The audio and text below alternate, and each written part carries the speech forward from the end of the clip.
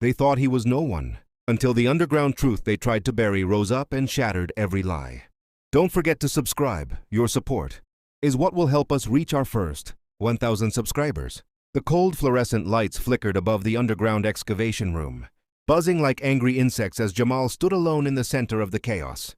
Dust clung to his boots, to his clothes, to the edges of his dignity, as a small crowd of white supervisors circled him with narrowed eyes and impatient breaths. He had only asked a simple question, one rooted in safety, logic, and years of geological training.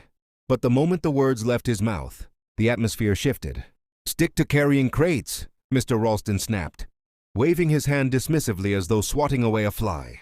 "Leave the thinking to people who know what they're doing." A ripple of quiet chuckles followed, each one slicing into Jamal with the sharpness of a blade.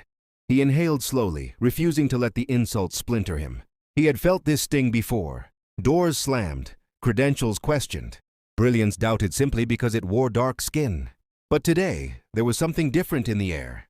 Something buried not just beneath their feet, but beneath decades of assumptions. The excavation site, the city's largest historical dig in years, had gone silent 10 minutes earlier when Jamal identified a structural pattern in the soil layers.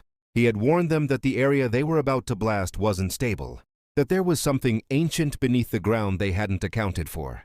But Ralston had scoffed, arms crossed over his chest, pride puffed up like a balloon ready to burst.